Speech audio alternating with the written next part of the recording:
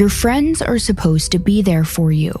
They're supposed to look out for you and have your best interest in mind. When you travel together, everyone tells you to use the buddy system, which essentially means you stick together. If you go somewhere with a friend, make sure you leave with them. But in the story we have for you today, a group of 7 people would make their way to Cabo for a fun and relaxing vacation in October of 2022. However, in the end, only 6 would make it back. 25-year-old Shanquella Robinson had no idea that these so-called friends she traveled with did not have her best interest in mind. And just a few days into her trip, she would wind up dead in a luxury villa, with her friends claiming she died of alcohol poisoning. This group, who would later be referred to as the Cabo 6, quickly made their way back to the United States and tried their best to stay below the radar. A video would surface showing Shanquella Robinson naked, being brutally beaten by one of the girls in the group just hours before her death. And sadly, her autopsy would reveal that she did not die of alcohol poisoning, but by a severe spinal cord injury. So this is the story of Shanquella Robinson and the Cabo 6. I'm Courtney Browen. And I'm Colin Browen. And you're listening to our new series, Murdered Americans.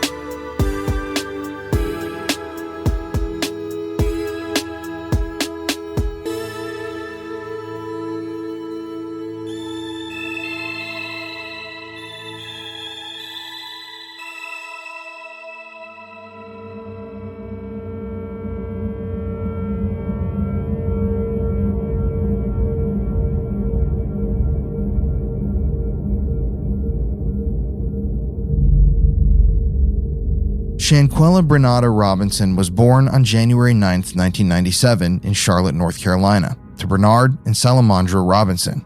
And by all accounts, Shanquella had a normal, loving childhood. Growing up, she enjoyed gymnastics, basketball, cheerleading, but she was also intelligent, driven, and outgoing. Her father, Bernard, described her as a growing, sweet-hearted person, loved people, loved her friends, loved to have fun. Shanquella's bubbly, sociable nature allowed her to make friends easily. And even after all these years, she still had a close bond with friends from her kindergarten days. Shanquella was popular in high school and won the title of prom queen during her senior year. After graduating from West Charlotte High, Shanquella went on to attend Winston-Salem University, which is a part of the University of North Carolina, and it's a historically black university. Now, Shanquella had a very entrepreneurial spirit, so she decided to major in business, and she did really well. Shanquella was great at managing her studies while also keeping up with her social life. One of her best friends she met at college was a young man named Khalil Cook. She and Khalil spent a lot of time together, and he would even go to her family's home all the time, joining them for dinner, holidays, birthdays, and even traveling with them for vacations. He seemed to be a part of the family. Shanquella's parents thought that Khalil had a good head on his shoulders and that they could trust him. After college graduation, Shanquella decided to use her business degree and opened several businesses in Charlotte. One of the businesses was called Exquisite Boutique, which was a woman's clothing and fashion store. Her other business was called Exquisite Kids, a hair braiding salon, which she created for African American children to fall in love with their natural hair. And it's not easy having children sit in a chair for hours while you braid their hair. Children get distracted easily, they can't sit still, and many even cry while they get their hair done. But Shanquella was the perfect person for the job. She loved kids, and her main goal was for them to be proud of their heritage. Dykayla Graves, a nail technician who rented a suite inside of the same building, said that she admired her work ethic, saying, quote, "She was a hard worker. No matter what was going on in her life, she always worked. She would work until past midnight to get the job done and would be back there early the next morning doing another person's hair." End quote. The two women instantly connected and often talked about ways they could make their businesses better. They also looked out for one another during and after the workday. Daikela said her fondest memories of Shanquella was when she brought her French bulldog to work, something that she admitted always made her laugh, saying, "I will always remember her chasing that dog whenever people were coming in." Shanquella was a proactive go-getter who took charge of her own life. She made things happen through her own determination and hard work. She was young, successful, and had a bright future ahead of her. She also knew how to balance work and play. So in 2022, when one of Shanquella's best friends, Khalil, asked if she wanted to go on a trip to Cabo, she agreed. But it wasn't just going to be them two. In addition to Shanquella and Khalil, there were 5 other people who were going, 2 of whom were celebrating their birthdays. Now, Shanquella had met these other 5 people in college, but she wasn't close with any of them. Her only real friend on the trip was Khalil, but that was okay with her. She was just happy to go on a nice, relaxing vacation. And to make matters even better, the group had rented out this truly exquisite villa. Online, it was listed as $2,500 a night. It had multiple bedrooms with white marble flooring, a jacuzzi, a private chef, and a private pool with a swim-up bar that overlooked the Pacific Ocean. It was paradise, and Shanquella was so excited to go. And being this incredibly hard worker who never took time off, she deserved this trip. The day before the group was scheduled to fly out, Shanquella went to get her hair done by Laverius Smith, a close friend and neighbor. And while she sat in his chair, she talked with him about how excited she was to go to Cabo. She had meticulously planned out what she was going to pack for the vacation: stylish swimsuits and cute dresses. By all accounts, Shanquella was really looking forward to traveling with the Cabo 6, as they would later be named. On October 28, 2022, Shanquella boarded a plane in North Carolina with Khalil Cook, Malik Dyer, Winter Donovan, Elise Hyatt, and Dejanay Jackson, and they made their way to the beautiful coastline of San Jose del Cabo, Mexico. The 7th member of the group, Nazir Wiggins, was to join them the next day, October 29th. But as soon as the group landed, Shanquella phoned her mom Salamandra in Charlotte to let her know she arrived safely. Salamandra would later tell CNN that Shanquella was in good spirits on the phone. She said, "When I spoke with her, she seemed to be pretty happy. She was laughing. She seemed very happy on that trip. I said, okay, enjoy yourself. Love you. I will talk to you tomorrow." And I never spoke with her again. The group checked into their luxurious resort at Villa Linda 32 in the distinguished community of Puerto Los Cabos, and it was even prettier in person. The villa was huge, big enough for 12 people, and the views were stunning. Everyone ran around, going room to room, each picking out which room they wanted, and after they found it, they began unpacking their things. It was exciting. The group also planned to go on boats and ride AFVs. It was truly the vacation of a lifetime, and an experience never to be forgotten. On the first day of their vacation, it appeared that the group was having a good time. Khalil had even taken Shanquella's phone and recorded a video of her that was later posted to Instagram. The video showed Shanquella passed out in a hammock. It was posted around 9 p.m., and shockingly, Khalil can be heard saying, quote, "We got our first dead body." We got our first dead body. Buddy. She too full. Although ironic, the video didn't appear to be nefarious. If anything, it looked like 2 friends sharing a funny, lighthearted moment. But given the events that transpired the next day, that video proved to be an ominous prediction of what was ahead. But in the meantime, the group seemed to be having fun. Videos and pictures posted on social media showed the group laughing, drinking alcohol, playing cards, and even skinny dipping. However, the concierge working at the villa on the day the group arrived would later tell the Charlotte Observer that something seemed off when he checked in Shanquella and the other guests. He also noted that she was the last person to join the group at dinner that He also noted that she was the last person to join the group at dinner that evening and admitted, quote, "She seemed not to fit in with the others," end quote. And that was kind of true. The other people on the trip were close friends, while Shanquella was only really friends with Khalil, but she wasn't going to let that bother her. In fact, it was clear that she had been trying to connect with the other 5 people. On October 29th, Shanquella posted a video to her Instagram account showing her walking around the villa looking for the other girls in the group. In the video, she jokingly said, quote, "It don't take that long to get naked, hoes. Where y'all at?" Oh, it don't take that long to get naked. It don't take that long to get naked, hoes. Where y'all at?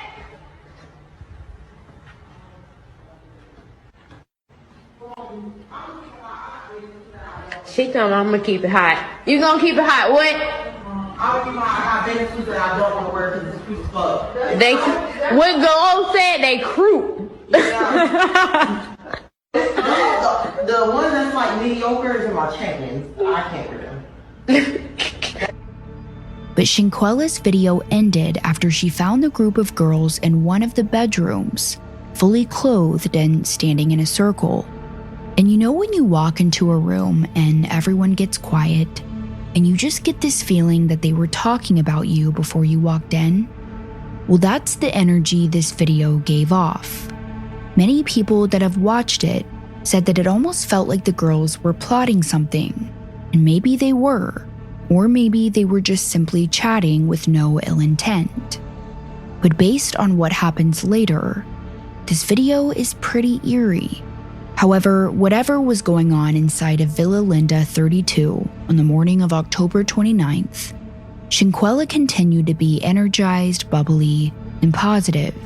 She wanted to enjoy her trip, and on that day, she wanted to start it with a dip in the pool.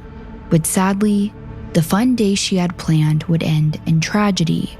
Only hours after Shanquella's video was posted to social media, at around 1:50 p.m., it was reported that one of the girls in the group, Dejanay Jackson, texted the concierge at the villa and asked him where the nearest medical facility was located.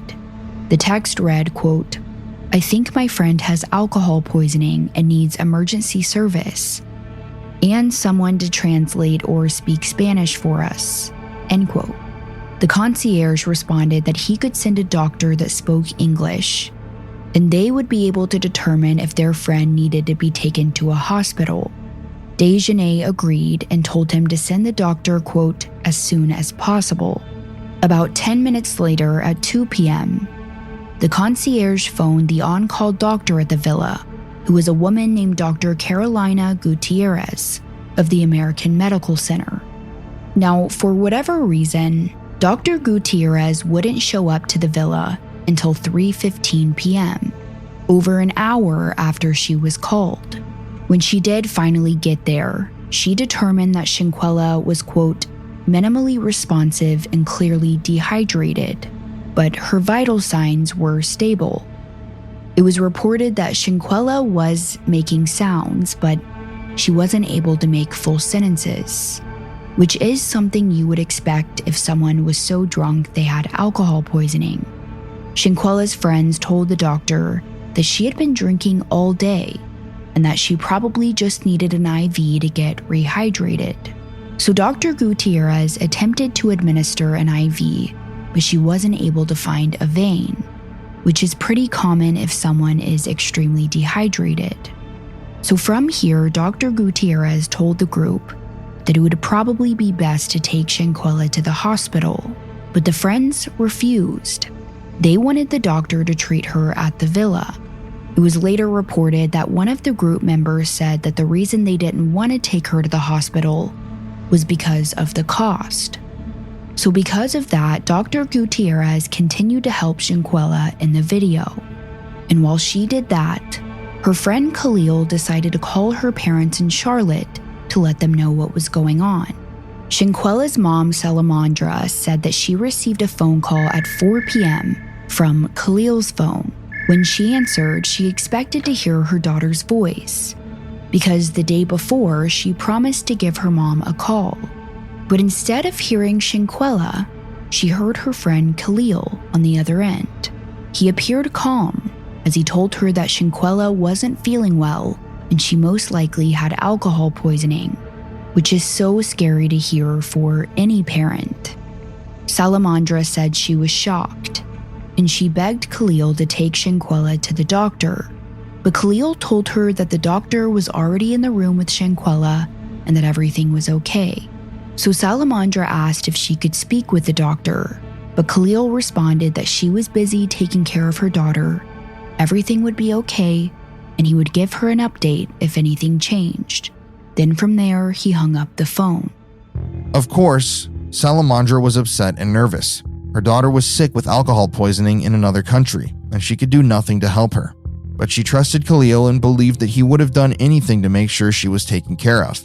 So, while Salamandra waited for updates, Dr. Gutierrez stayed beside Shanquella in the villa and attempted to help her to the best of her ability. But Shanquella would not get any better. In fact, 4:49 p.m., it was reported that Shanquella started convulsing and had a seizure that lasted less than 1 minute.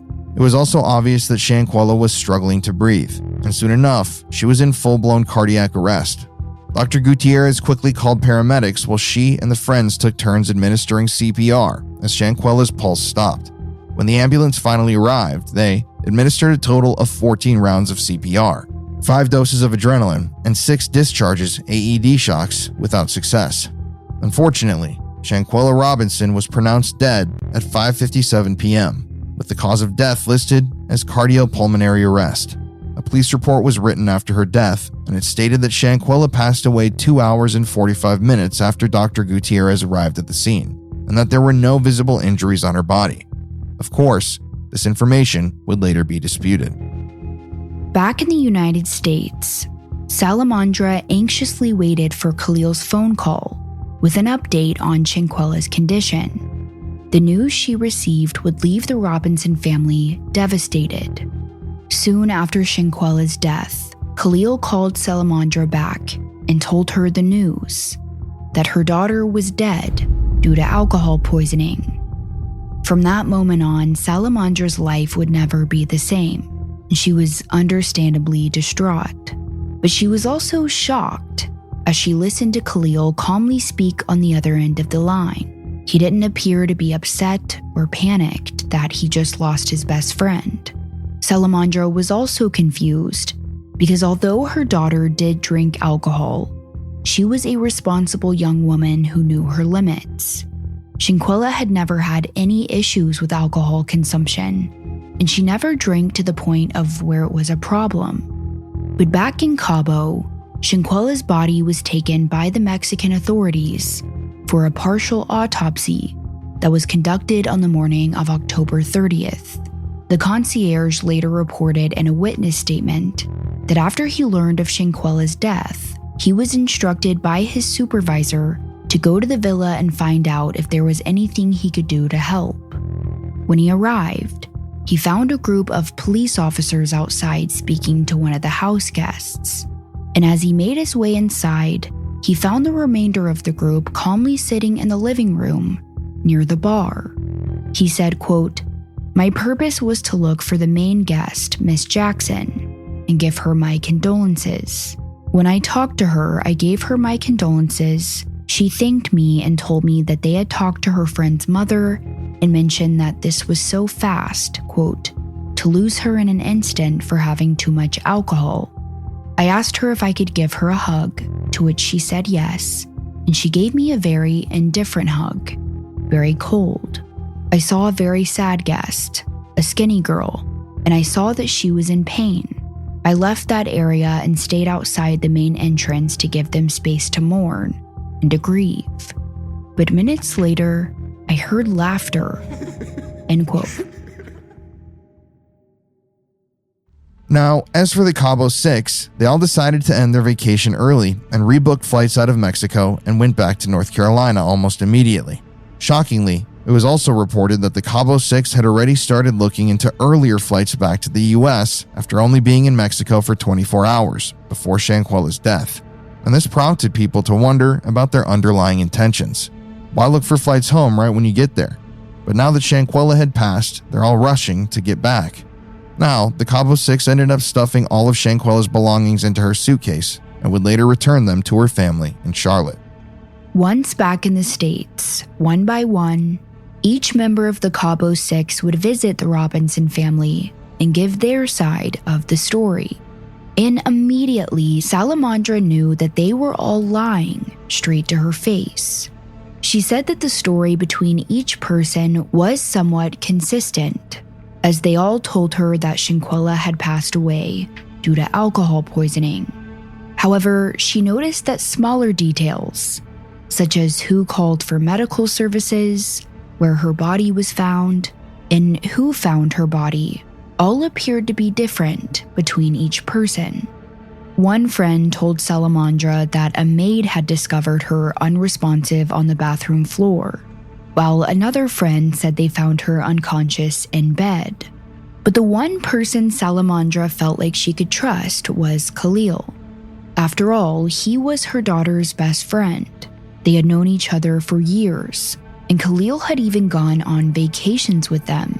Surely he would be the one to tell her the truth. But when he sat down in their family living room, he too was acting strange. Salamandra expected him to be grieving along with their family as they dealt with this loss. But that didn't seem to be the case. And with all of the inconsistencies in their stories, Salamandra knew that something was wrong here. Even further, after this initial meeting with the Cabo 6, where each of them came to tell her what happened, the group seemed to have disappeared, wanting to get as far away from Shanquella's family as possible. But for now, her parents had a lot on their plates, like getting her body back to the US. Her father Bernard called the vacation villa in Mexico and the Mexican authorities numerous times to find out what he had to do to extradite her body back to America. But he said it was almost impossible to get anyone on the phone.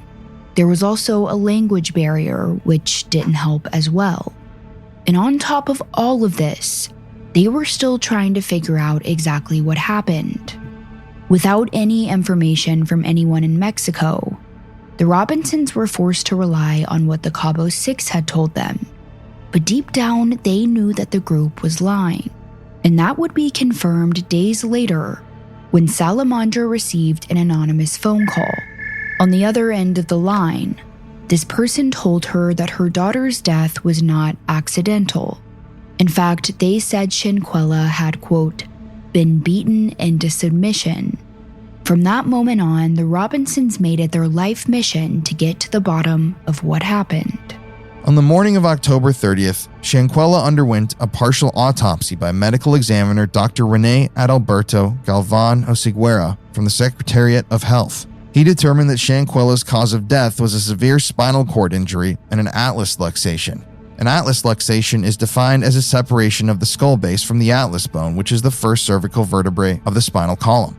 In addition to her internal injuries, Dr. Osiguera also noted a 3-inch bruise on her forehead, bruises on her anatomic snuff box, which was located on her left wrist, and bruises on both sides of her pelvis, a split lip, and internal hemorrhaging behind her right eye.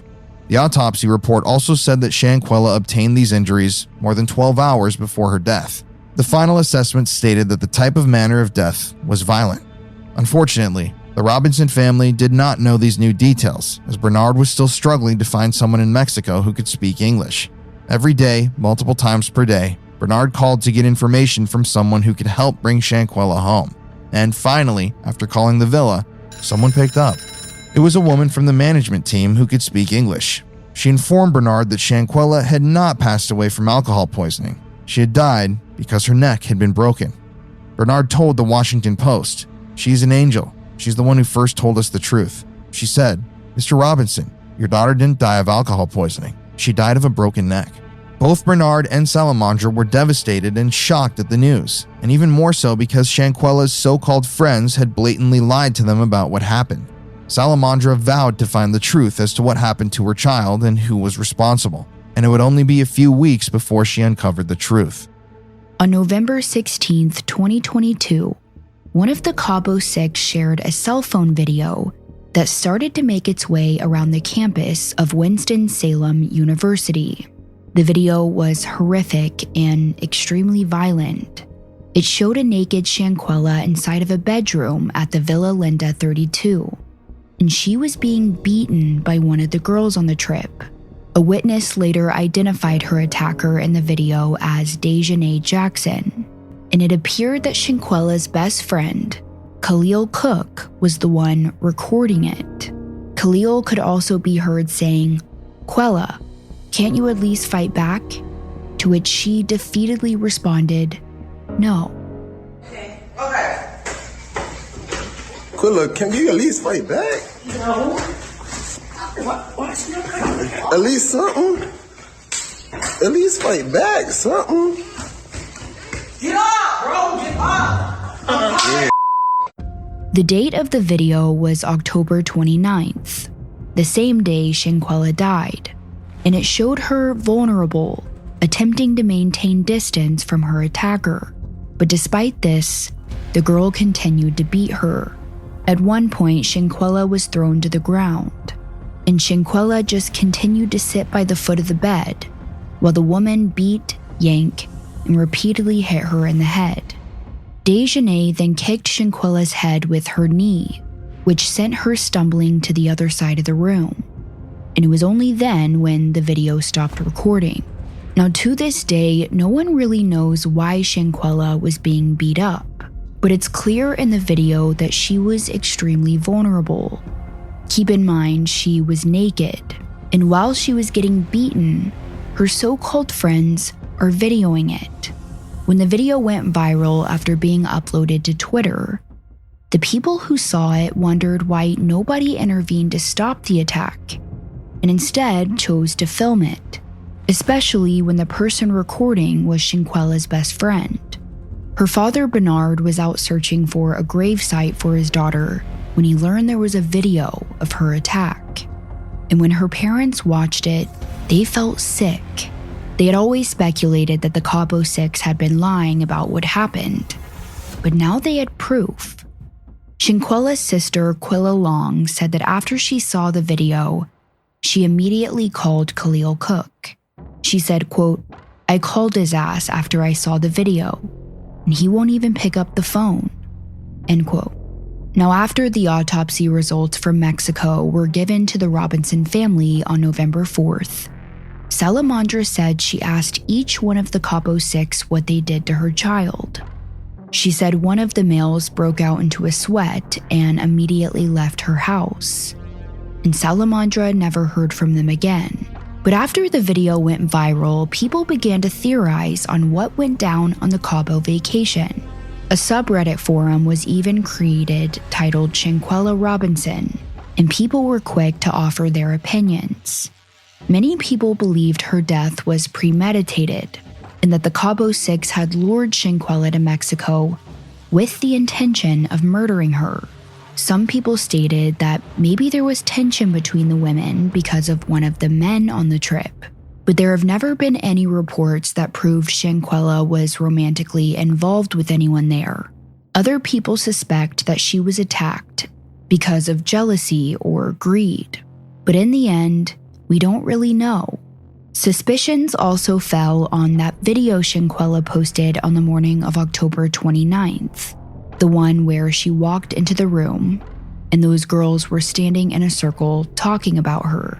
Some people speculate that the group was conspiring to jump her. Keep in mind, in that video, Shanquella was naked, and hours later, she was being jumped while also naked. But Salamandra said that she believed the women attacked her daughter when she was asleep, because Shanquella was known to sleep naked. She said that the women attacked her when Shanquella was most vulnerable, and they wanted to humiliate her by recording it. As all of this was unfolding, internet sleuths searched for clues on the social media accounts of the Cabo Six. But once those videos went viral, many of them deleted their accounts and stopped communicating with the Robinson family altogether. When they arrived back to Charlotte, they came over to the house to visit and tell us what had happened. What was that conversation like? What did they tell you exactly? Well, they told us it was alcohol poison, and we, questioned each one of them because we had heard different. We had got a call saying that they was over there fighting her. There was no such thing as alcohol poison. So we started asking each one of them questions about the situation. And they denied and said there was never a fight. It was alcohol poison. Who told you that there was a fight? Who had told you that? Well, it was someone called on the phone. We don't know who it was. They just called us and told us that they was over there fighting us. So the video had to be already out when they called to tell us that, because they had seen the video and we hadn't seen it. So I see. Okay. And that's how we learned that information. Now, CNN deliberately has not aired this video that appears to show your daughter being attacked. Do you have any idea? Did anyone tell you who filmed that video? No, we have no idea. So when you asked the friends, you say you asked each of them individually what happened. They all stuck to that story. They all stuck to the story it was just alcohol. Yes. But no matter what the motive, the video made one thing clear. The Cabo Six didn't like Shanquella. It has also been reported that there was another video recorded that afternoon which showed Winter Donovan, another woman on the trip, brutally beating Shanquella after Dejanay had stepped back. Now, this video has not been released, and there's no sufficient evidence to conclude that it even exists. But apparently, Shanquella's parents and authorities have seen it. However, due to the first video going viral on social media and the story being thrust into the spotlight, Mexican authorities and the FBI finally got involved. The Robinson family and everyone following the case closely on social media were outraged after the autopsy results indicated that Shanquella had suffered a brutal and violent death. But the police report from Mexico still stated that she had passed from alcohol poisoning. It was also upsetting for people to learn that the Cabo Six had fled Mexico and gone back to the US without being questioned, and were back to living their normal lives. Mexican authorities were investigating the death of Shanquella as femicide, a gender-based homicide that's similar to a hate crime in the US. Serbian judge Ivana Milovanovic explained to UN Women that femicide differs from other forms of murder because it's the gender-related killing of a woman only because she's a woman. This indicates that the root causes of femicide differs from any other types of murder and are related to the general position of women in the society, discrimination against women, gender roles, unequal distribution of power between men and women, habitual gender stereotypes, prejudices, and violence against women. The United States does not differentiate between femicide and homicide, but certain countries, including those in Latin America, recognize that violence against women is in a category of its own. The Attorney General in Baja California, Sir Daniel Del Rosa Anaya, said, "The fight wasn't a quarrel, but instead a direct aggression. It's about two Americans, the victim and the culprit." Unfortunately, Beatriz Garcia Nice, a project lead for Wilson Center's initiative on gender-based violence, admitted that Mexico is one of the countries that really struggles with these types of homicides against women, and added, "If you commit a crime of femicide, there's really not that much of a chance for you to get convicted for it. And that's one of the reasons why we see that rates are still very, very high." Now, the Robinson family was hopeful that the Mexican authorities, as well as the FBI, would do their jobs and bring justice to their daughter. Bernard would later say, quote, "There's a whole lot of unanswered questions about her death. I just want justice for my daughter. She was my only child."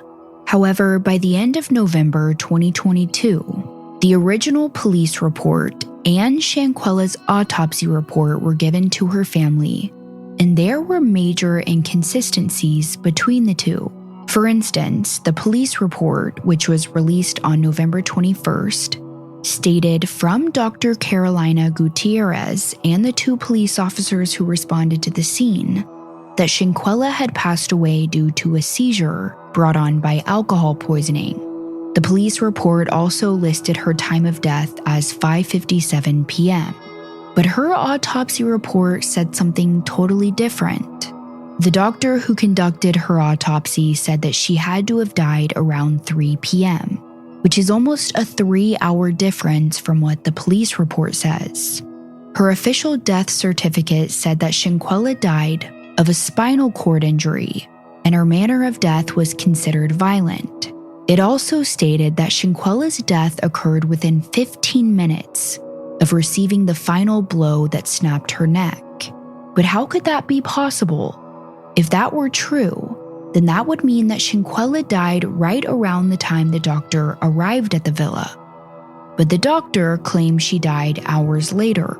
And believe it or not, in the police report, there was no mention of Shanquella's physical injuries to her body, while the autopsy report mentioned numerous bruises, a split lip, and hemorrhaging behind her right eye. So why wasn't any of this noted in the police report? Interestingly enough, the autopsy report also had no mentions of alcohol or any other substance found in Shanquella's system at the time of death. Now, toxicology reports usually take weeks to come back, but it is important to note that the medical examiner did not mention alcohol at any point in the autopsy report. A criminal defense attorney in Mexico named Fabian Meneses told WSOC-TV that autopsies are more trustworthy documents. He said, "The autopsy should overrule the report because the police report is written by cops, and the cops are not forensic experts. They're just taking notes. They're just going to write out what they're told by witnesses. I would say that most police reports don't have the truth because it's either hearsay or they're being custom tailored to what the police need to be in the report. I don't want to say that all police reports are false, but you definitely cannot rely just on a report." But the police report and the autopsy report only created more questions for the Robinson family. How was Shanquella alive for 2 hours and 45 minutes while Dr. Gutierrez attempted to revive her? But the autopsy report suggested she was deceased within 15 minutes after receiving the fatal blow to her neck. It's been speculated that the police and Dr. Gutierrez lied, but of course, this is mere conjecture at this point, but it created more suspicions about what exactly happened to Shanquella on October 29th. The media attention continued to invoke a global outcry, with the hashtag Justice for Shanquella trending on Facebook, TikTok, and Twitter. Although the Cabo 6 remained radio silent after information and footage leaked regarding Shanquella's death, Nazir Wiggins, the friend who arrived late to the vacation on October 29th, went live on his social media and talked about what he witnessed. So far, he's the only person to ever speak about what happened inside Villa Linda 32. But keep in mind, this is a live stream, so some of the audio is a little messed up. That's it, but I didn't really go in there like, damn, y'all jumped her, y'all beat her ass, what's going on? Like, could they know? And nobody even told me about nothing. I was blind to everything. I'm literally in there giving her my all. Like, come on, girl, we is 2,000 miles away from home. 2,000 miles away from home. Don't nobody deserve this. Damn, 50 more questions. Bro, why is y'all talking about boys that y'all kill y'all friend? I wasn't there. I don't have those answers for you from Friday to 3 o'clock when I got to Cabo. I just don't have them answers. I posted my flight itinerary. When I got there, I can't make that up. I can't. I really don't know what else to do but show y'all fucking the real tickets if I could even find them when I landed and didn't land. But I could post the video, I could show the video, it's gonna show the timestamps because it's in my archive. I got there at 3-something p.m. Nazir said that he arrived after 3 p.m. to the villa on the afternoon of October 29th, and when he got there, he had no knowledge about a fight. He said when he arrived, he was told by the group that Shanquella had alcohol poisoning, so he went into her bedroom, turned on some soft music, and stroked her hair until the doctor arrived. I was not there till the next day. I didn't see a fight. I didn't know it was a fight. I didn't know it was a video. I didn't know they did any harm, anything. I went in there and told it was alcohol poisoning, so that's what I helped her as. That's what I helped her as. I didn't leave her side. I put on soft music. Summer Walker rubbing her head till the nurse came in. Nobody even talked about the nurse. Nobody even said a nurse came. None of this stuff. So I'm really not understanding. I say that in the I go out and make that big cooking. So we made it to the living room. I cut on some soft music, sitting with her, rubbing her head, just chilling, waiting till the nurse came, because that's what I was informed that was happening. At first, I was told that it was a male coming, and then a female showed up. He went on to say that Shanquella was alive when he arrived at the villa, and by the time the medical examiner got there, at around 3:30, she was deceased. He said he was told by the rest of the Cabo 6 that the maids had found her slumped over on the toilet inside of her bedroom. By that time, I skipped another thing. Quilla wasn't found dead. She wasn't found dead. The maids found her slumped over the toilet in her room. That's what they did find her, slumped over her toilet in her room. That's what I was told. Quilla was not dead when I got there. Yeah, boom. Okay, so when I get in there, I go in, I see Quilla, I see she chilling, I put her on her side. I go out and make that video where I'm talking about I'm here, that Quilla get up. I'm thinking like, damn, we got stuff to do, ATVs, a boat, dinner. I missed the chefs, I missed everything. So I'm like, damn, I'm thinking, Quilla, let's get up. Now again, none of these timelines are adding up. Nazir, the guy in the video you just listened to, said that he got to the villa at 3 and Shanquella was alive. Then by 3:30, the medical examiner said she was deceased. But again, the police report said she died around 6. And another thing people wanted to know is why wouldn't the doctor at the villa immediately send Shanquella to the hospital once she saw her condition? Clearly, she knew she was in rough shape, but she just continued to treat her at the villa. Now, the doctor would later say that the friends didn't want Shanquella going to the hospital because it would be too expensive, but hospital visits in Mexico are way cheaper compared to the United States. And even if it was very expensive, you have a 25-year-old girl who is dying in front of you. The cost shouldn't matter, and she should have been sent to the hospital immediately. But all of this information only clouded the case even more. And the one question that lingered in everyone's mind was what in the hell happened? And why were people lying? Once Shanquella's body was back in the US, the FBI ordered another autopsy, which took place on November 17, 2022. That morning, around 9 a.m., the Mecklenburg County Medical Examiner's Office started the autopsy, but the report wouldn't be made public until April 2023. Meanwhile, 25 days after Shanquella's death, on November 24th, Attorney General Daniel de la Rosa Anaya in Mexico announced that a warrant for arrest and extradition has been issued for one of the female members of the Cabo Six. He stated, "This case is fully clarified. We even have a court order. There's an arrest warrant issued for the crime of femicide to the detriment of the victim and against an alleged perpetrator, a friend of hers who was the aggressor. Actually, it wasn't a quarrel, but instead a direct aggression. We are carrying out all the pertinent procedures such as the Interpol alert and the request for extradition to the United States of America. It's about 2 Americans, the victim and the culprit." It was later reported that the American citizen was Dejanay Jackson, the woman who was observed as being the aggressor in the video that went viral. According to the Charlotte Observer, Dejanay had 2 prior arrests in North Carolina before the Cabo incident, but both were nonviolent offenses, with one being a speeding ticket in Guilford County. But despite an arrest warrant being issued for Dejanay Jackson, there have been no legitimate reports that indicate she was ever brought into police custody. However, a Mexican news outlet titled Metropolímex reported that Dejanay was arrested by Interpol agents on November 28, 2022. Metropolímex said that she was apprehended in Connecticut and was being held in federal custody. But the Robinson family stated that they were never made aware of any arrest in their daughter's murder. In response, Metropolímex stated that the Mexican government wanted the arrest to be kept secret to avoid violating the due process of extradition. But this information has not been confirmed.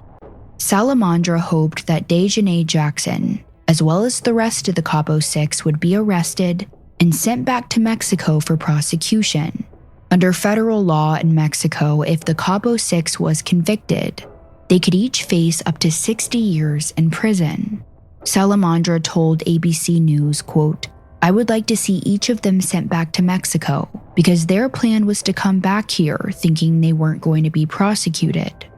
She further added, quote, "Shanquella was a caring person, and I want them to always remember that. We're going to keep her legacy alive," end quote. And it appeared that the Mexican authorities and the FBI were finally taking the murder of Shanquella seriously after her sister, Quilla Long, created a GoFundMe page. The page read, quote, "The United States released a statement claiming, quote, no clear evidence of foul play. Yet there is a video circulating of a woman violently attacking Shanquella. This statement is unacceptable, and we are beyond devastated. We continue to fight for the truth. The GoFundMe would ultimately raise $407,982 for the Robinson family, which included a top donation of $50,000 from the American professional basketball player Kyrie Irving. Quilla said that the donations would help with Shanquella's funeral expenses as well as legal fees.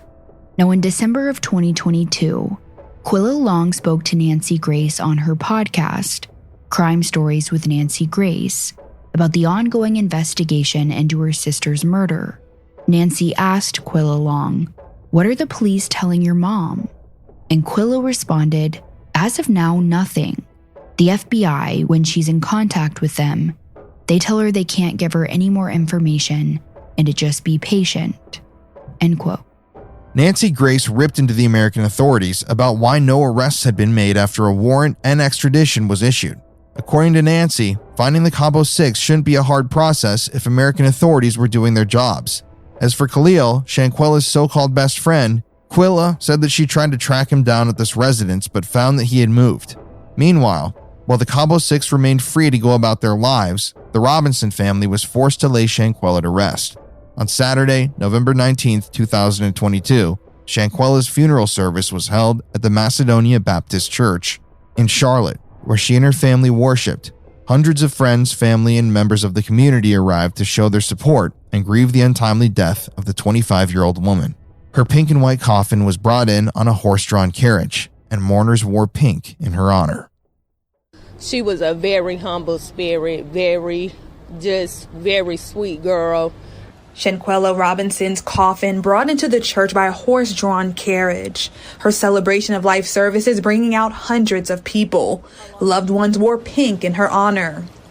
Danny Griffin, a family friend, says she'll always be remembered as a kind soul and daddy's little girl. Sometimes her daughter just don't do wrong in front of her father's eyes and everything. And, she was the twinkle of his eye.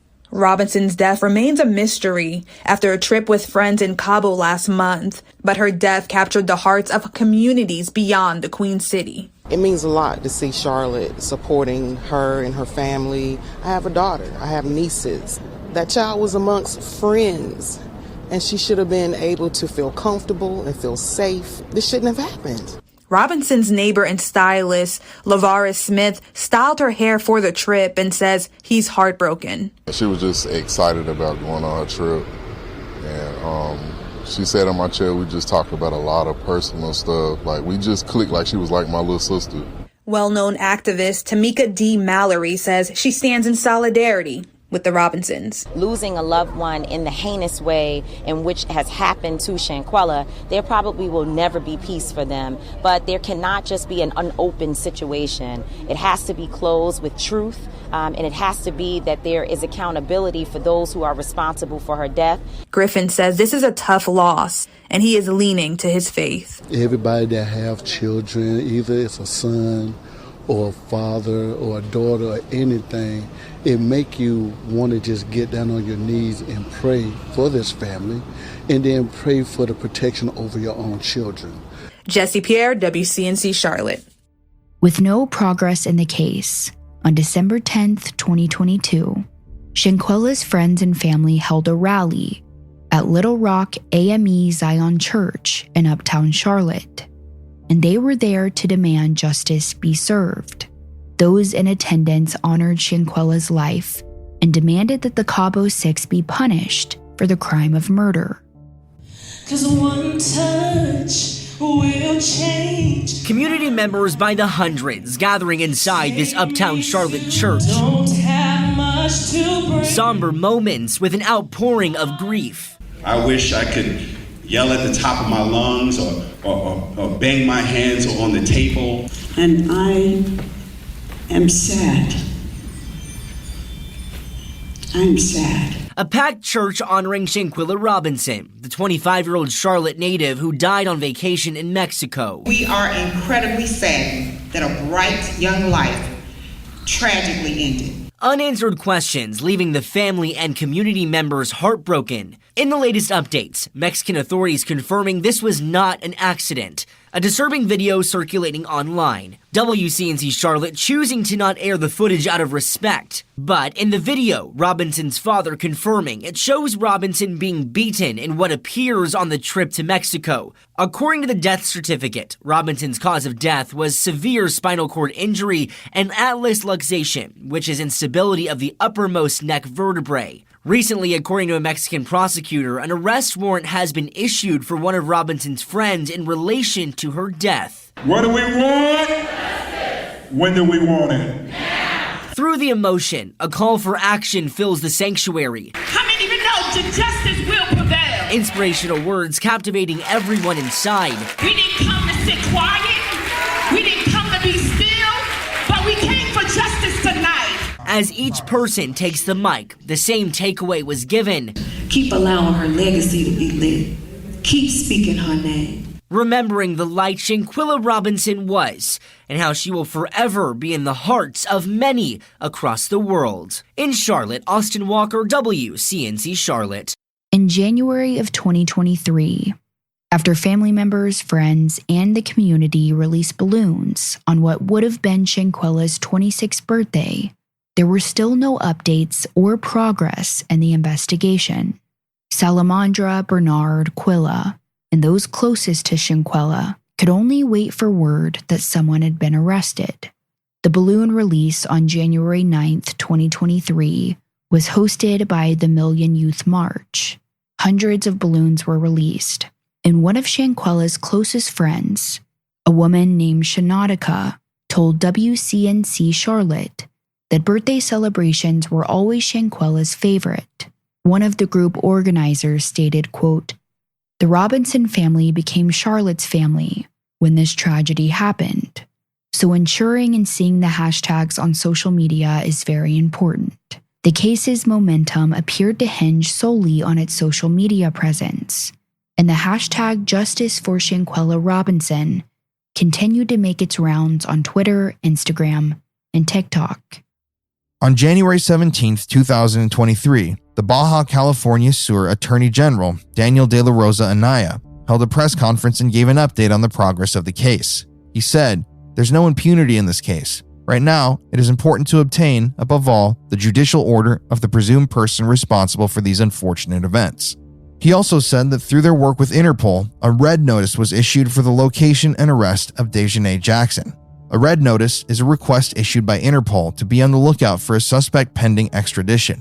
Although it is not an international arrest warrant, a red notice serves as a request for countries to work together to locate and detain a suspect pending legal proceedings. It was a positive step forward for the Robinson family, but of course, there were limitations with the murder happening outside of the U.S. Chris Sweeker, a retired FBI agent, spoke with WCNC Charlotte and admitted, if the foreign country is willing to prosecute that individual, they will exercise the jurisdiction. The other one is if that perpetrator is out of the country where the murder took place, and that country has no means of prosecuting or investigating the perpetrator. During her podcast, Nancy Grace slammed the United States' efforts in helping locate the Cabo Six and said that it shouldn't be a hard task. She also said that if any of the family members were actively hiding the suspects, then they too should be charged with harboring a fugitive. But despite the international attention on Shanquella's case, the Cabo Six were still going about their normal routines, while the Robinson family endured torment day in and day out. On February 18th, 2023, the Robinson family, friends, and community activists once again gathered at the Little Rock AME Zion Church to demand justice. This time, the group sat down and wrote letters to Mexican authorities and White House officials, begging them to take action in her case. 100 letters were mailed to Mexico and Washington, D.C. in pink envelopes, Shanquella's favorite color. Civil rights activist John C. Barnett said, quote, "Every time they see a pink envelope, they are going to know that we are trying to put pressure on them to execute the warrant to arrest these individuals." End quote.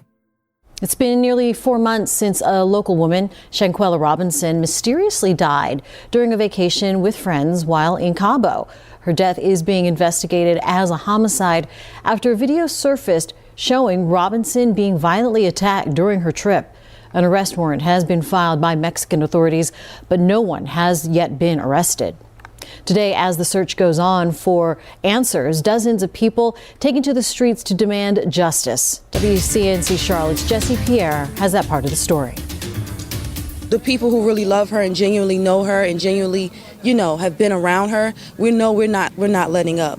The call for justice in the case of Shanquella Robinson continues. Family, friends, and supporters putting their demands in writing, filling each pink envelope with a letter to Mexican authorities asking them to take action.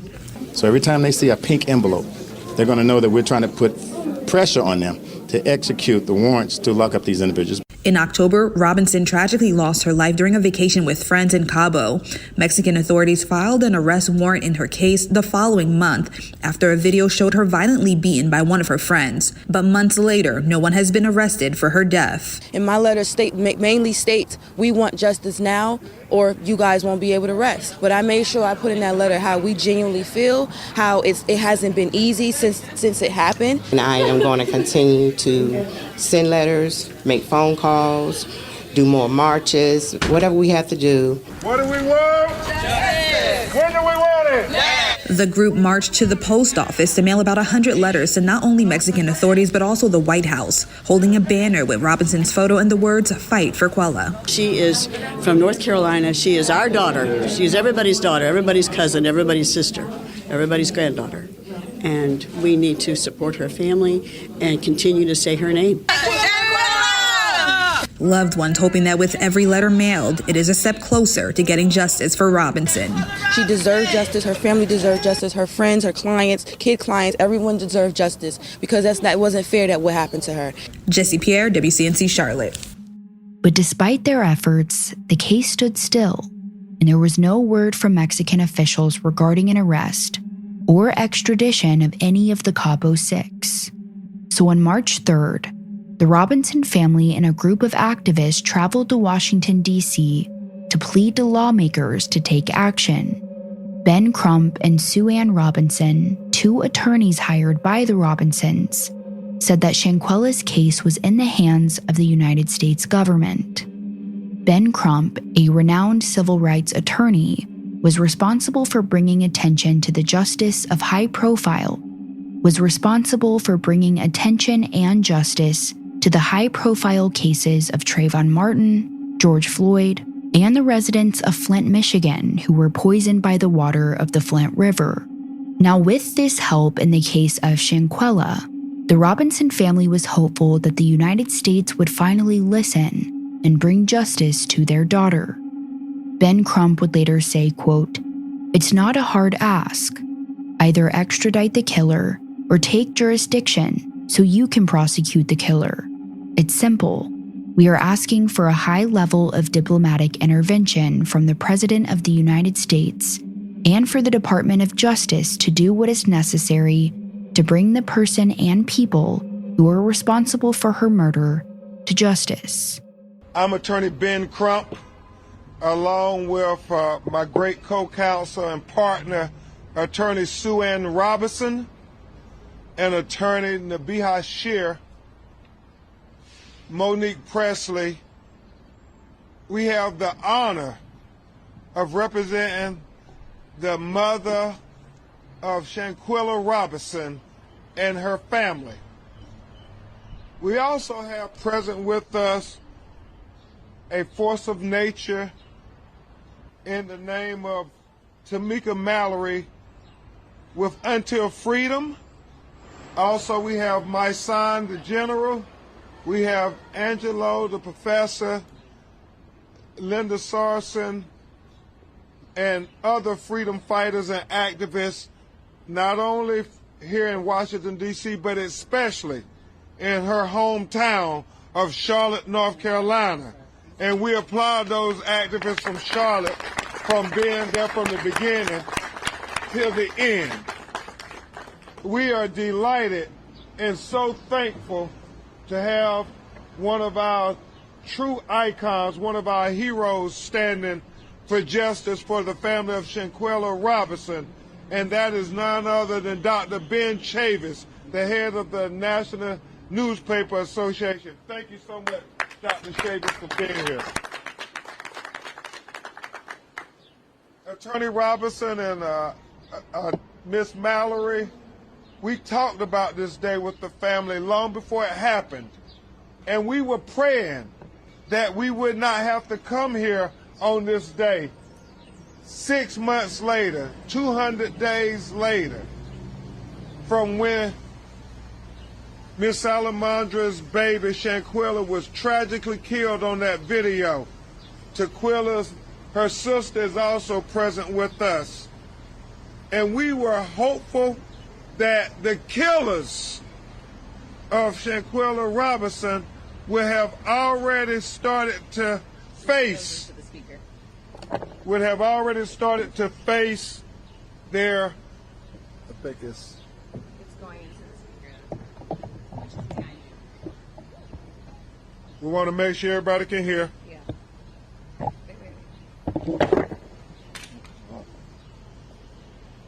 Okay, there you go. Okay, we want to make sure everyone can hear. We were hopeful that this day never had to happen. 6-month mark from when Shanquella Robinson was killed, we were hopeful that her killers would have already been brought to justice, that they would have already been picked up with the warrant that the Mexican government issued for the unmerciful beating, brutality that saw this young black woman, who at the time was naked and not fighting back. And when asked, right, Miss Mallory, why don't you fight back? She said she's not going to fight back. But yet her killers continued to brutalize her. We were hoping that that was enough evidence to say you should be arrested and let the wheels of justice start turning, because Shanquella's life mattered. And then we got the autopsy reports, and we just believed in our heart of hearts that that was enough to bring the killers to be arrested, so the wheels of justice would start turning. But yet that did not happen.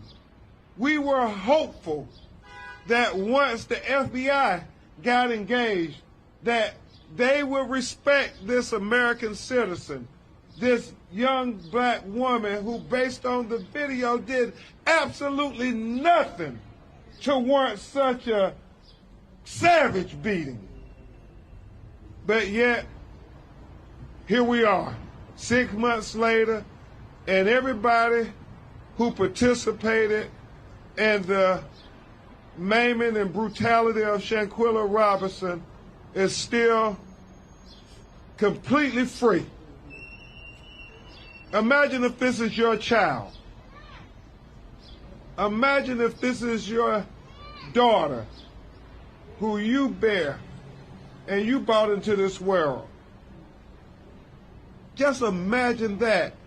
And nobody is being held accountable for how they killed her.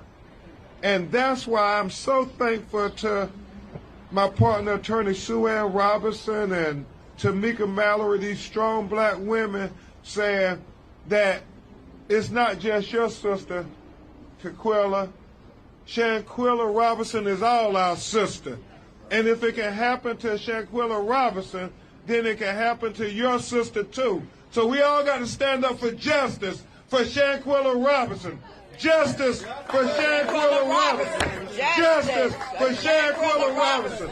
Justice for Shanquella Robinson. Justice for Shanquella Robinson. Sue Ann Robinson traveled to Mexico on the family's behalf and publicly stated that the treatment of black women in cases like Shanquella's is unfair. She said, going to the police station, going to the Attorney General's office, going to the Mexican Red Cross, going to the doctor's office, and going to the actual villa where she had spent her last moment. Trying to find answers for this family was actually unreal. Nobody should have to do that for something that is equal and fair. Activist Tamika Mallory compared Shanquella's case to the disappearance of Natalee Holloway in 2005, the story that we just covered. She added, "Forget about her being a black woman. She is a woman and she is a United States citizen, and we know what you can do. Let me tell you how we know what you can do, because we've seen you do it before. When Natalee Holloway went missing in Aruba, America stopped and stood still. Natalie Holloway was in our homes every day, and she should have been, and so should Shanquella Robinson. Salamandra stated that while the Cabo Six returned to work and their normal lives, their lives had been turned upside down, and they were left to wait and beg for answers in their daughter's case. On March 13th, Ben Crump and Sue Ann Robinson shared a letter that they wrote to President Joe Biden and Secretary of State Anthony Blinken that identified Dejanay Jackson as the aggressor in the video that showed Shanquella being beaten to death. Included with the letter was an 18-page document that included the Mexican autopsy, police report, the original Cabo Villa's rental agreement, and multiple interviews with witnesses after the murder. The letter stated, "Dear President Biden and Secretary Blinken, on behalf of the family of Shanquella Robinson, we write to request immediate diplomatic intervention from the U.S. government in this transnational criminal case. The case involves the death of Shanquella Robinson, a 25-year-old ambitious, bright entrepreneur and American citizen. Given the nature and scope of this case, we believe that diplomatic intervention from the U.S. government could help facilitate the necessary cooperation and coordination between the involved parties to ensure that justice is served timely, that the accused are tried under the appropriate legal system, that extradition is possible, and that international cooperation is fostered." The document included an official statement from the administrator of the villa on November 19, 2022. Although the name is blacked out, the man admitted that he saw the video of Shanquella being beaten inside the bedroom, and he concluded that after watching the video and looking at the sun rays, he indicated that the video was taken between 7 and 8:30 a.m., saying, quote, "In the video, it can be seen that the headboard is illuminated by the sun's rays. And due to the location of the sun's rays, I can deduce that it is between 7 and 8:30 a.m., since the bedrooms 1 and 3 are waterfront, and it's easy to deduce the morning schedule since the sun rises on the seaside, illuminating those rooms. That is room number 3, because that is the only one that has a hammock outside of it, and the hammock can be seen in the video," end quote.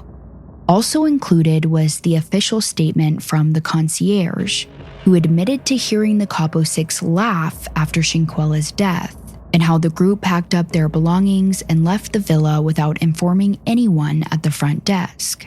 The concierge said that Dejanay Jackson texted him at 9 p.m. on October 29th and asked for a driver to take them to dinner in San Jose. Apparently, the group hadn't eaten all day and they were hungry.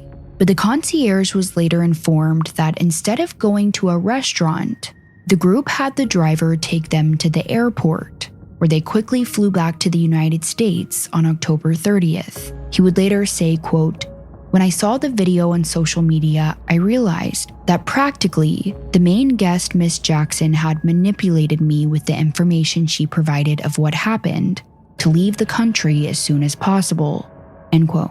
But months later, on March 16th, the White House publicly addressed the murder of Shanquella Robinson for the first time with a press conference given by the White House press secretary. A letter to the White House about this case. This young woman was killed in Mexico in October of last year.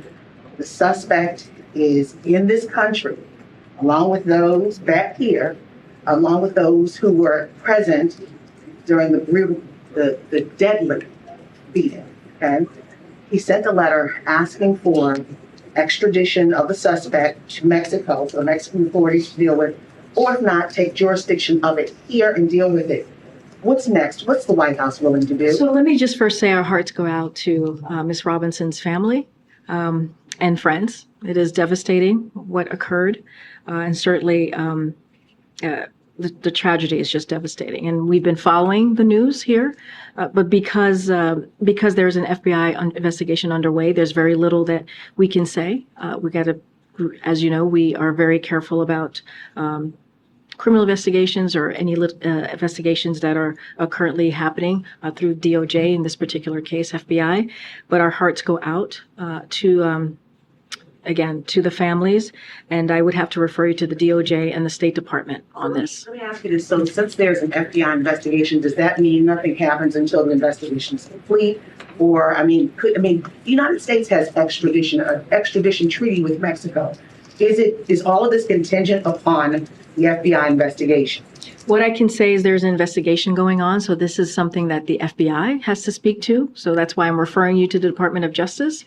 And it's also an issue of the State Department, again, so would refer you to the State Department as it relates to another country and the diplomatic conversations that occur there. But again, this is something that we're clearly following here, and our hearts go out to her family. And last question on this, though. Are there capabilities for the United States to take jurisdiction over this if it doesn't go, if the suspect is not extradited back? Look, April, I understand the question and I appreciate the questions, all important questions to ask of me. But again, there's an ongoing investigation, so I would refer you to the Department of Justice. Process, not necessarily the investigation. But there is a process that's currently happening because of the investigation. So I would refer you to the Department of Justice and also the State Department, as there are, this is a diplomatic issue that needs to be handled on that end. Okay. The information provided by the White House was limited and didn't provide any important information regarding Shanquella's case other than it was an active investigation and questions should be directed to the FBI, State Department, and the Department of Justice. But the Robinson family continued to demand federal action, and on March 23rd, the family and attorney Ben Crump promised to maintain pressure on authorities to either prosecute the Cabo Six in the United States or extradite them back to Mexico. In addition to Ben Crump, there were several other civil rights advocates in attendance inside the Varick Auditorium at Livingston College in Salisbury, North Carolina. Family. The developments, as you all know, Attorney Sue Ann Robinson, my co-counsel, and I authored a letter that we sent to President Biden and Secretary Blinken, asking them to do one or two things. And that was either to extradite the killers of Shanquella Robinson, because there's an outstanding warrant by the Mexican government based on the evidence, not just on the video, but as evidence of autopsy, that her neck was broke. That was the cause of death. And we see how her neck got broke based on the video. Or two, to accept the concurrent jurisdiction that the Mexican government has offered America to come and have a federal prosecutor prosecute the killers of Shanquella Robinson. And the reason that is an option, when you think about it, everybody involved were U.S. citizens. Right. I don't have to tell you all this story. Her and these alleged friends went to Mexico for a vacation. And for reasons we cannot think of, it's inexplicable, whether it's envy or what, why they would murder. There's an answer from TheraLegionTeacher.com. Why they would murder Shanquella. And it's still heartbreaking to think about the video. And so we have put the issue right at the footsteps of the White House. Take it to them. We expect Senator Menendez, who's over the Foreign Relations Committee, sellers, to have a meeting with our legal team and the family, Tamika Mallory and others who have been advocating for justice, to explain to us why they can do all these things for other people where they have no video evidence. But when you have video evidence of what happened to this angel from Charlotte, you all are slow dragging. It don't make any sense to any of us. And then also we expect that we're going to have, whether virtually or in person, a meeting with the White House after the 1st of April. At least hear something from them in regards to our request. Now, they have been very cautious to say they don't want to interfere with the State Department and prosecutors, and we respect that. However, she was an American citizen. she was killed on a foreign land, on video. We expect for you to care about this black woman just like you would care about any other American citizen killed in a foreign country on video.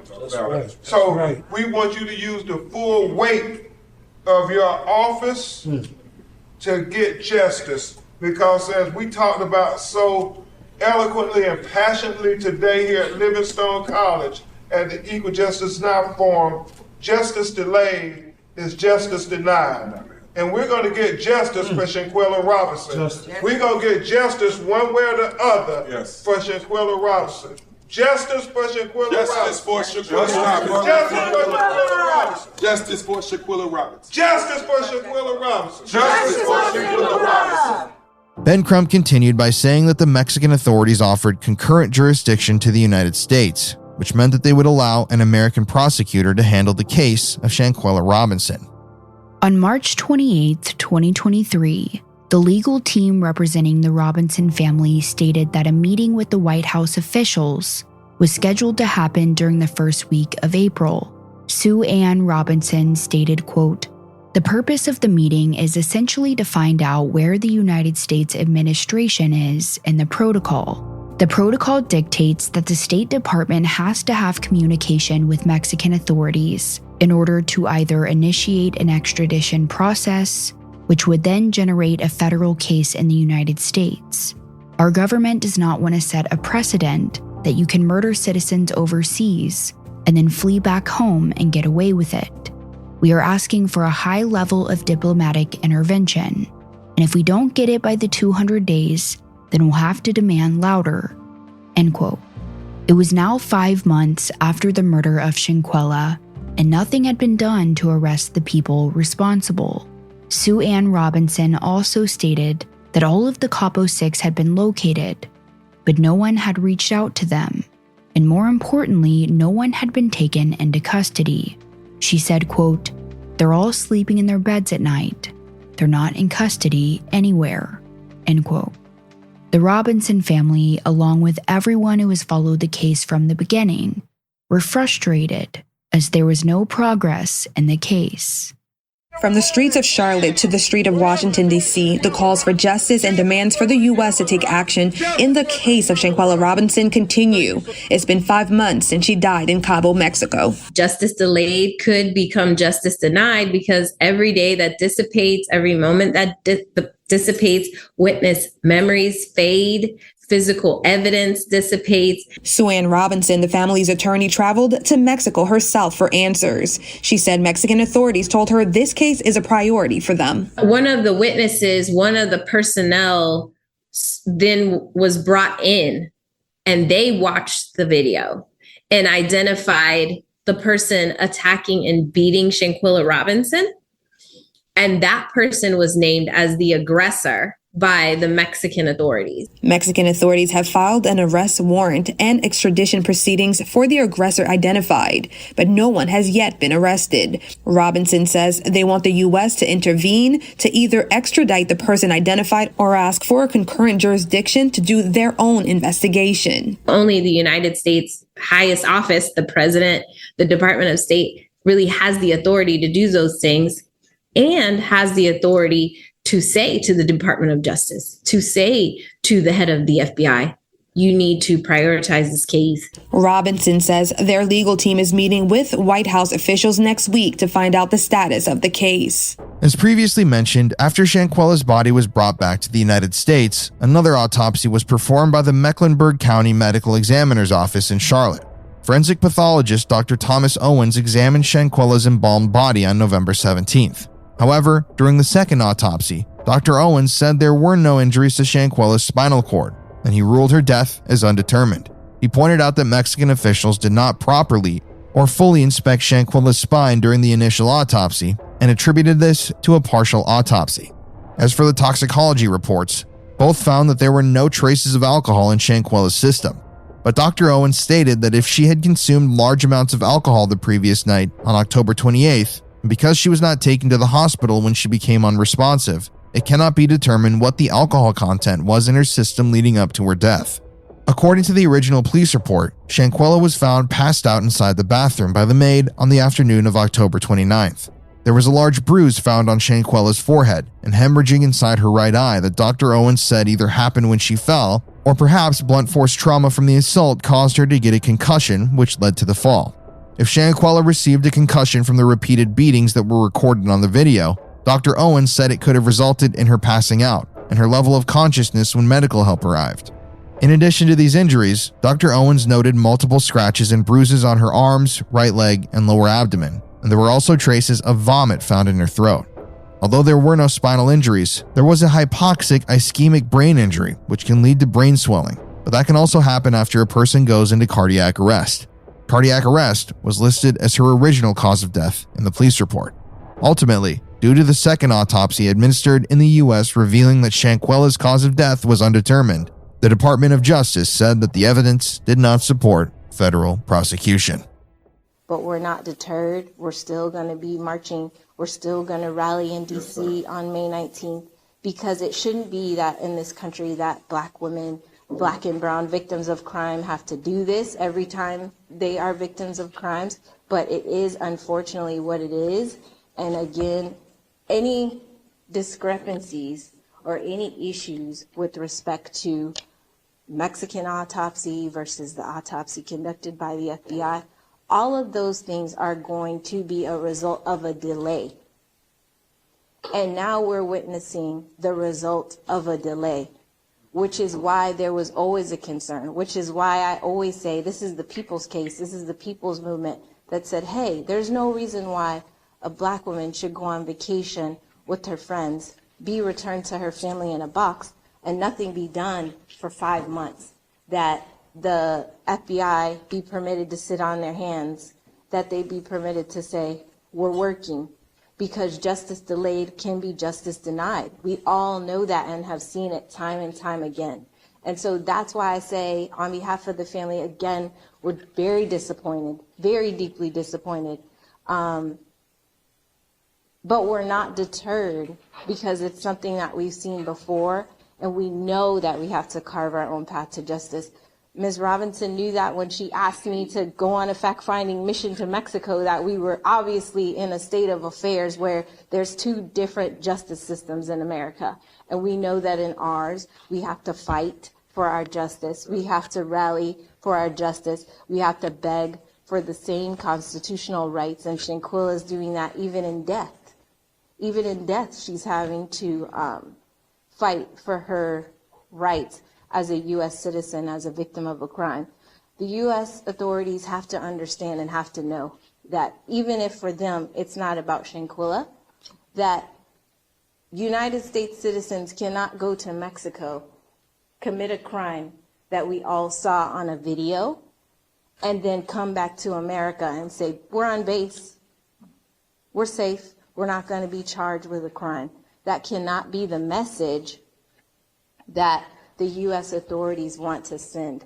So again, discrepancies caused or discrepancies in the autopsy results between Mexican authorities that we've all been discussing, that we've been discussing, unfortunately, and not being discussed by the right individuals, have all been caused by delays. If it had been taken serious from the very beginning, if the internet and the people and social media didn't have to create the movement behind the case, and the authorities would have gotten involved the minute the video surfaced, there wouldn't have been a delay.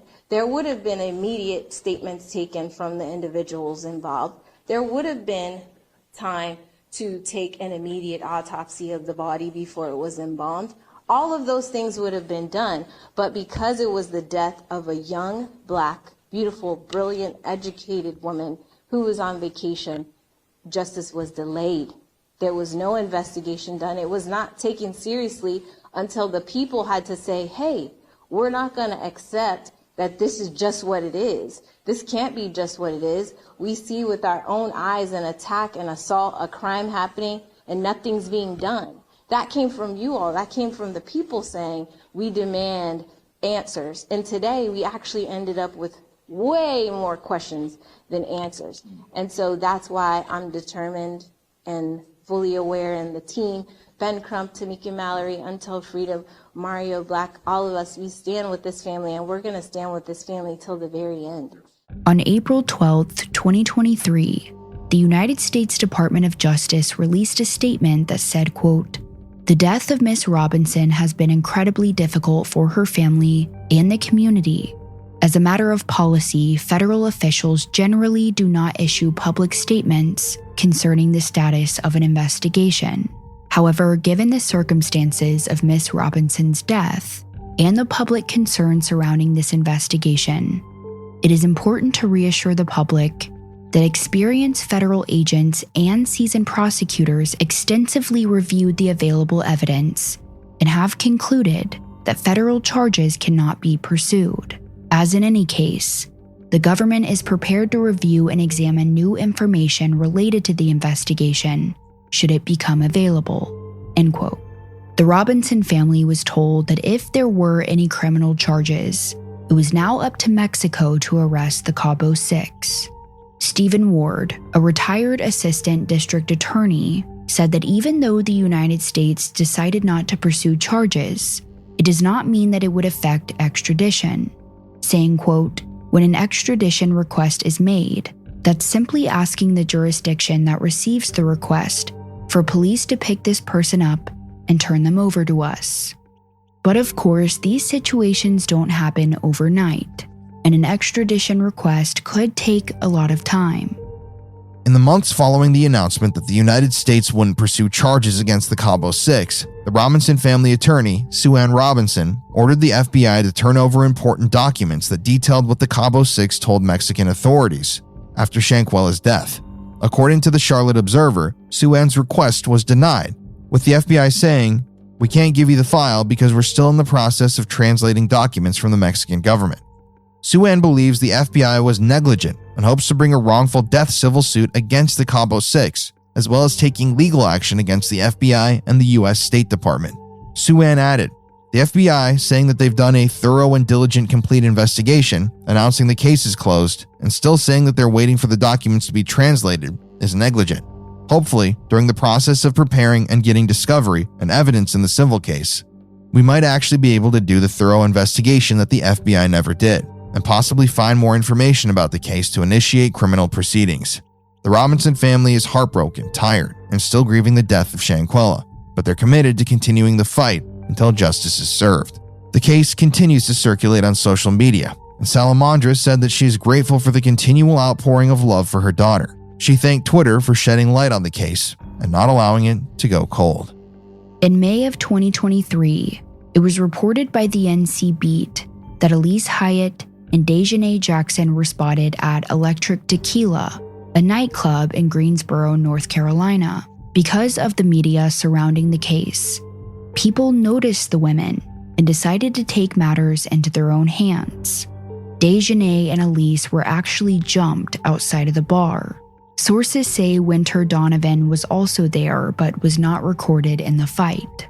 A word on the current 3 members of the Cabo Six is out here in these streets. I'm going to say my piece on the matter and then I'm going to go to bed. But I just want to know the level of delusion that you have to think that it's safe for you to walk in the streets with the anti-4 made change, civil rights change, that you thought it was safe for you to come get a drink at Electric Tequila. In the land where the Aggies ain't got no sense and the Greensboro locals ain't got no sense either. You thought it was safe for you to get a drink at Electric Tequila. I hope them girls learn a lesson that it is not safe for them in these streets out here for real, because y'all, if you look at the recent video, the girl who was fighting Shanquella, she won't really get in touch like I needed her to get touched. Like I needed her head to be getting worked. Like the wig was still on. She was still standing up. She's in a blue shirt and shorts. She won't get touched enough for me. And that's injustice for Shanquella. But thank you, Greensboro, for holding it down. That's real of you. In all honesty, it really just goes to show what kind of friends they are. They legit let their friend Joya get beat up. Like I'm talking about, she in more fights than they are. And the camera person fired. But like, her getting like in a headlock with a man. I don't condone a man beating on a woman or like fight a woman. But it's the headlock he had her in. You just cut to it. It's just too much. But When you see DJ standing on the side, not trying to jump in, I know why she ain't trying to jump in, because they know she would have got rocked, especially for the first video. Baby, you was beating that girl, she won't fighting back. You want to fight somebody who want to fight back now? They let their friend get beat up. A forum on Lipstick Alley showed pictures and videos of the women getting attacked. One woman wrote, quote, "We knew it wouldn't be long before Elise Hyatt, Winter Donovan, and Dejanae Jackson got scratched up. And from what the streets say, quote, it's just the beginning." Shanquella's case has outraged numerous people, and their beliefs are that if the United States fails to take action, street justice prevails. Today, no one has been arrested for Shanquella Robinson's murder, and in order for extradition to take place, authorization would have to be granted by the U.S. State Department. Sue Ann Robinson said, "The family is literally out here having to carve their own path to justice, like they are their own FBI. Hopefully, one day in the near future, questions will be answered and justice will be served. But until then, we can honor Shanquella's legacy by shedding light on her case and ensuring that her name remains spoken in the media."